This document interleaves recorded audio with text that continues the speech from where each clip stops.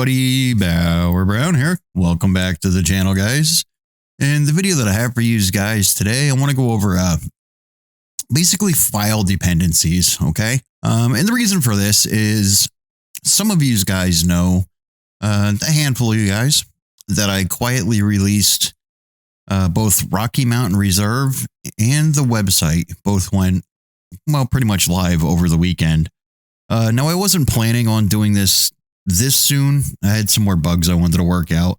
And maybe not so much bugs, but some things just needed to be completed. But, you know, life happens and, I don't know. At this rate, it could be a couple more months before I finally get things completed. So did what's called like basically a soft release or a quiet release where, you know, give you guys access, let you do what you want to do. And this way you can still have access to like Rocky Mountain and you know, the site in general as I work on it. And that's with the understanding that, a lot of the materials as far as like any of the uploads or downloads are not going to be there quite yet. They will be eventually. And then there's going to be dead links. Some things aren't going to work, but that's what we have until, Bauer gets off his butt and finishes it up. All right. And I do appreciate it. Like I said, there's only been a small handful of these guys, but that's kind of the way I wanted it. Normally when we release a map, with a lot of these sites out there, they're all scraping one another. And by that, it's like an automated code. It's like a bot, basically, where they go to one site where they know all these maps and mods and stuff are hosted. And there's kind of a script that runs in the background and it scrapes over this site, and anything new that it doesn't already have, it downloads. It's just a mess, right? So not a lot of like modders like to have their work up there like that because it's hard to keep on top of updates, stuff like that, answer questions. People have comments and stuff on your work, and now it's on like 30 different websites and you don't know how to keep track of it all. And it's just a mess. Plus they didn't even ask permission, which kind of stinks. But anyhow, so that's the reason we're doing things the way that we're doing them this time with Rocky Mountain, is to release it through the website. And if you do a search for it, you probably won't be able to find it on any of the other websites, which was the intention. But when you release through these websites like that, and it automatically goes out to countless people, thousands of people, if there's any kind of bugs or anything like that, it's just a bad look. You really don't want to do that. So you want to test it first. And that's where I really appreciate you guys. You guys that took the time, to piddle around on the website and figure out, things that needed to be fixed and stuff like that. And not only that, but to download Rocky Mountain and help me out by giving it a good test run. All right. So with that being said, so there were a few issues, or at least one right off the bat. Now, before I launched Rocky Mountain, I had an issue. Actually, I had a pretty good setback. It took me a couple hours to get that one straightened out. But I think one of the end results was there was a missing texture. Okay. And that's kind of what I want to go over with, I guess you can call this a lesson for today. All right. And that's basically file dependencies. Okay. So when you look at your map, when you work on your map, all right, if you were to open up your map.i3d, right, what we're looking at right here, if you were to open that up inside a text editor, I don't think I have one open in here. Oh, I do have one open. Okay. So let's see if we can have a look at this one quick. Okay. So everything that you're looking at here is basically just a collection of file paths. All right. So let's find something I can actually use as an example. Somewhere in here. Okay. So you look at this stuff, and this is all it is. It's just file path after file path after file path after file path. The game itself, all right, doesn't really care where these things are. Doesn't have to be in your project. It doesn't care. These here that you see with the $ data, those are all base game side, right? So we're pulling those from the base game. So these could live anywhere on my system, right? So any of these normal, mass, diffuse that you're looking at here, right? I can take those from anywhere, an entirely different drive, somewhere on a network. Doesn't matter. Does not matter. Does not need to be in my project. All I need to do is drag that into my map. And what that does when you drag that in, it just makes a reference, right? It basically like this, it logs it into the i3D saying, hey, this is where you can find that file, load it up. Okay. That's all that happens. Now that's fine for all of your base game stuff, right? For this $ data.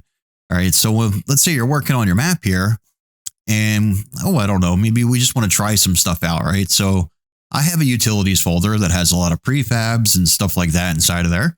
And every once in a while, I like to dig through there and see what I have that I can use. So let's see if we can find this prefabs folder here. Let's get out of there. As a matter of fact, let's go into this map stuff here. I'm going to go into an entirely different drive, right? So this isn't, not only my project isn't here, this is a whole different drive, right? So this is an external drive. This is the one that it's attached to my mobile rig that I take on the road with me. Okay.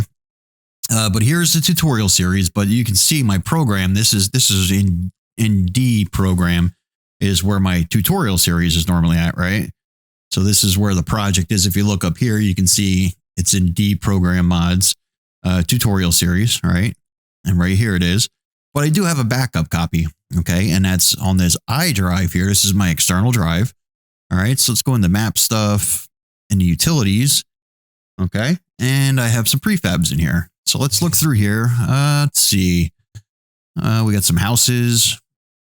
These may not be good examples because some of these, not a lot of them, well, a lot of them, I guess, are they're base game items, right? So it doesn't matter where I keep these. Let's see if we can find anyone in particular here. There's road items. Yeah, unfortunately, a lot of these are. For the sake of the example, I don't think this is going to make a huge difference where I get this from. All right, so let's pick one of these. We'll drag it in. All right. Now, this is pretty common for something like this to happen, okay? Let's see if we can. Okay, so we have this old spreader here, right? So we have a look at it, see if we want to use this, if we don't want to use it. Like, yeah, okay, that would look pretty good somewhere, right? I could find a spot for that. That looks pretty nice, right? So all I really wanted to do, my intention was to just kind of check it out and see if I wanted to use it, if it would look good on my map. Now, what happens often enough, unfortunately, is I decide that I like it, I'm going to use it. So I find a spot for it, and say, well, let's stick it over here somewhere. All right. And then we'll Control B and, I don't know, maybe we'll just stick it next to this building here, right? So it might look good there. And that's it. I leave it there and I forget about it because it looks good. It's in my map. I can see it there. It all looks good. The problem there is this is not within my project folder. Okay. And by project folder, I mean this, what you see up here is this D program mods and then my tutorial series. All right. Now I can see it. It looks good for me because, like I said, this is just a collection of file paths. It's saying, go here, go there, find this file, load it up. Everything looks great. Now, if I was to zip up this map, say I did, all the work I needed to do, and I finished this map and I zipped it up and I put it up on the internet and I said, hey, there you go, try this out. All right. What you would see here is just a big white clunky block, right? Something that vaguely resembled what it's supposed to be, but not so much. It's missing all of its textures. It's missing everything else. All right. So that's the thing that basically I wanted to get across to you guys is as you're working on things, right? Now I have a bad habit of doing this. And this isn't exactly what happened with RMR, but it's pretty darn close. It had something to do with a problem I had, and I shuffled a few things around. And so that ended up being the problem there. It was just a broken file path, more or less. All right.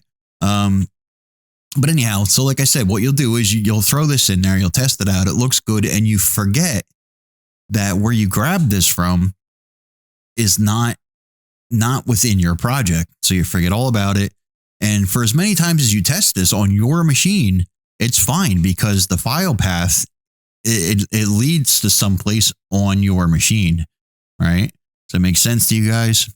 So you can have these items literally anywhere on your machine. Now, this item here, this old spreader, this doesn't exist on your machine, only on mine, right? So when I upload it to the internet, it can no longer find this. No, unless you happen to have an external drive that's an I drive and your folder structure is identical to what mine is, and you have that old spreader in there, right? That's where you're going to have the problem. All right. So that's why you get these, these white blocks that show up and things not loading correctly. All right. But it's a very common mistake, so that's something If you decide, when you put this in here, you check it out and say, hey, it looks good, I'm going to use it. At that moment, you need to either get rid of this, delete this one, and move this into your project folder, or before you even import it into your map, which is a pretty good habit to get into, is that anything that you bring into your map, make sure you bring it in from the project folder. All right. And then if you don't like it, just delete it and be done with it. All right. Now, I had a habit of doing this where I would drag it in from other places because I would have the exact opposite problem when I imported it from the project. What I would do is I would move all these things into the project folder, and then they'd sit around, and I decided I didn't need them, so I would delete it out of the map, but not out of the project folder. So now when I wanted to upload the map, my map is filled, or at least the folder, the directory is filled with just useless items that have nothing to do with the map. It's just I forgot to clean them out. It got to be so many. So you really need to keep on top of these things, right? Know what you're putting into your map. Know what's being used, what you're keeping, what you're not keeping. What you could do, and I've done this, and this seems to work okay, is somewhere within your project folder, right? So here's my tutorial series folder here. Okay, is you can put a temp folder, right? It's kind of like a buffer, sort of like just a temporary folder. And as you want to try out new items, put it into that folder, right?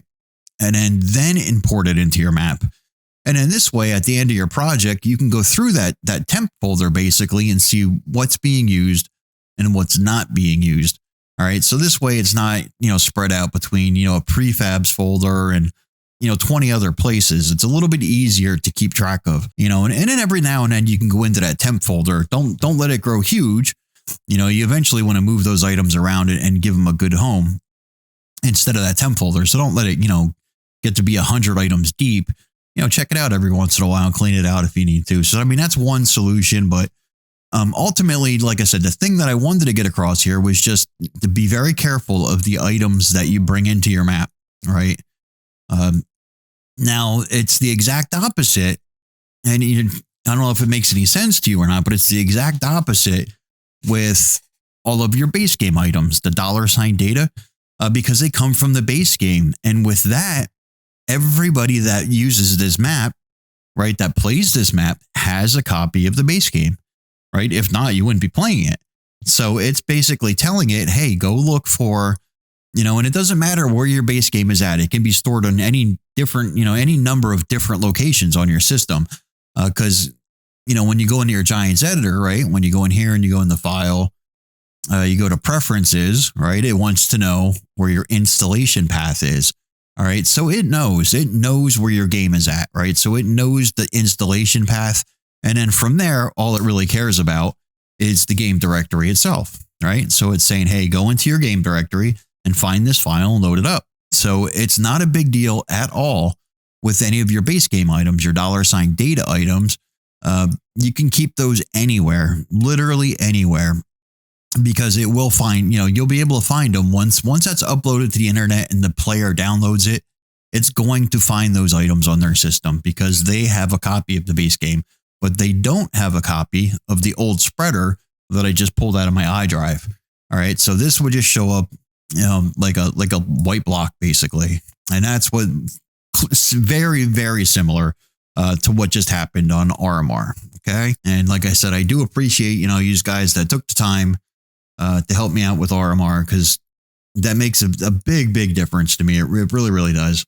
I made this mistake with Elm Creek extension. Elm Creek was just, man, I don't know. I learned a lot of hard lessons through that one. I mean, for one, that was like, I've built plenty of maps, but I've never shared them publicly with anybody. Okay. They were just, for myself, my friends, and that was it. I never put them up on the internet for everybody to download. And there was a lot of issues with that. As a matter of fact, I have version 1.6.1, which is ready to, not ready, but I'm working on it. Took care of a few things. There was a couple collisions that got missed, stuff like that. So I'm taking care of those items. But this late in the game, I shouldn't be still fixing items. It's just a bad look, man. You don't want to put yourself in that position where There's been several updates now, and there's still issues. All right. So that's kind of a big shame on me for that one, but I will get it to the point where everything's good. But we try to learn from our mistakes, right? So we don't want to make the same mistakes on subsequent projects. And that's, like I said, this is the plan anyhow for Rocky Mountain, is to quietly get it out there to a few of you guys that are, willing to test this out and play around with it. And I know I wouldn't have a problem if it's a map I thought I would enjoy. I'd have no problem playing around with it. Now I think on the channel itself, we only have just a bit over 300 people. And out of those 300, a very small handful will actually follow through, play the map, and stuff like that. And it may grow, that number may grow over the next few weeks or so, but that's not what's important. What's important, is people that are willing to put the time in and let you know what the problems are. This way, when you finally go for a bigger launch, right, all those problems hopefully will be remedied, they'll be fixed. And in this way, you're not, distributing this to thousands of people. Because the Elm Creek extension, when that launched, and even now, like the total number of downloads is staggering. It's ridiculous. So it's a little embarrassing to have those kind of problems still out there, right? So we don't want to do that, or at least I don't. I mean, sure you don't either. All right. But anyhow, like I said, we'll test this quietly amongst ourselves and get things to the point where they're ready to go. And then I will do one release that goes out to sites like these sites that are scraping each other. And that's just for exposure. It's just, to get it out there. So people, get a chance to play the map, get a chance to enjoy it.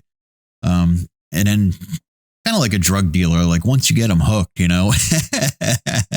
then what I'll do is all future updates will be back through the website. And in this way, like I said, the website is just to keep people from scraping things and distributing things, without your permission. It gives you a little bit of it gives you a lot more control over, basically version control, right? So when I have updates and stuff like that need to go out, at least you guys will be aware of it and you'll know exactly where to go to get them. But anybody that finds these things out on the internet somewhere, there's guys that are still reporting problems and they're only on version like 1.2 or 1.3. And we're all the way up at version 1.61, right? Because they don't know that these updates exist. These sites don't give you the chance to replace that original file and say, okay, that one's not, don't worry about that version. We're replacing it with this version. No, they just put a second copy up there. So now you have a multitude of copies that you get what I'm saying. Right. So that's the reason that things are going this way. And like I said, I really, really, really appreciate you guys that are willing to help me out there. I did fix everything. The forum's all taken care of. So you guys can post to the forum. That should be okay. Slowly, I am getting more of the downloads put up there. It's going to take a while. It really is. Like I said, forget what I was going to say, but anyhow, I am getting the website done. So little by little, that's getting done. And like I said, if you could just do me the favor, any problems that you have, I know a few of you guys have already tried posting to the forum, and I had things set up a little bit differently. They're a little confusing, but like I said, that's all straightened out now, so we can all be on the same page with things there. So anyhow, that was my lesson. Hopefully, it made a little bit of sense. Like I said, just be very, very careful of the items that you bring into your map. Watch where you grab them from. Pay particular attention to that because it will work. You can grab that item from anywhere on your computer at any location, and it will work just fine in your map. It will even work in game for you. If you want to test it out, it'll work just fine. It's not until that file lands, until the file, by file, I mean your the zip itself, right? The game itself, your mod map. It's not until that mod map lands on somebody else's computer that all these problems present themselves, right? Of missing textures and this and that, right? And it's very easy to have happen. I know a lot of people are confused about where certain files need to be and where, you should and should not have files. All right. So like I said, that's the big difference there is $sign data can be anywhere. It doesn't matter. And anything that is not part of the base game, you should have 100% within your project folder. Okay. Somewhere within your project folder. Okay. And that's it. Like I said, I once again, I appreciate you guys for helping me out. And I'm very happy to see that you're enjoying the map. Like I said, it's a tough play. It was never meant to be an actual a deployment map as far as being out there, a playable map. You know, that was my test bed for a little while there, right? So, you know, like I said, there's some steep elevations. There's some very, very tight roads. Well, maybe not overly tight, but there's a ton of trees on there, which makes moving bigger vehicles a little challenging. And if you go off-road at all, any of the paths and stuff that cut through some of the fields and up the sides of these, not mountains, but hills, they're very, very bumpy. And if you use your AIs at all, or if you use, I'm not sure what I was trying to say there. I'm drawing a blank. But if you use any of the, damn it, why can I not think of that? Like auto drive. Man, there you go, Bauer. Get with the program. You'll know that there's only 2 speed limits, right? You have one for the roads. You have one for basically fields. At least I think you do, don't you? Right? Yeah, you should. But either way, your AI tends to drive through your field at top speed, right? They don't navigate a field like you would. All right, so, and it's intentional. I know some of the pathways you go down are bumpy as heck, like overly bumpy. As a matter of fact, I had kind of an issue with that in the beginning. I'm like, all right, maybe that's just a little too bumpy. And I went through and I straightened some of them out. But to me, it's real life. You know, you pick a field anywhere in this world and you drive a tractor through it. And if it's a completely smooth ride from one end to the other, then I'll shake your hand, but that's just not the way it is, you know, and it's the way I like it. I just like it that it seems a little more realistic, but it gets a little frustrating when, you know, your AI is flipped over down the side of a mountain one too many times. Right. So, like I said, it's to me, I enjoy that. I enjoy trying to find ways to, you know, to overcome certain challenges, you know, and that's what makes it fun for me. And I think that's the lesson that a lot of people need to learn with map making is you have 2 different ways to go about this map. You know, building your map is for me is I build a map the way that I enjoy playing a map. Okay. And because ultimately I'm going to be the one spending all this time on it, you know, and when it comes to that, you can't please everybody, you know, and that's what you guys need to keep in mind is you definitely can't please everybody. And, you know, if people don't like playing your map, then there's plenty of other maps out there and they can pick one, right? Or they can take a shot and they can go in the Giants editor and, you know, try to move things around themselves if they want, but that's hard to watch sometimes, you know, it's like watching somebody dissect your baby. That's, it's a little hard to watch. And then the other type of map is where you could build a map where you do try to please everybody, where you try to cater to as many playing styles as you can. This way, everybody is happy.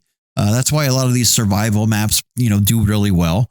But like I said, I mean, that's something for you to keep in the back of your mind when you're building your map. You know, what type of map are you looking to do?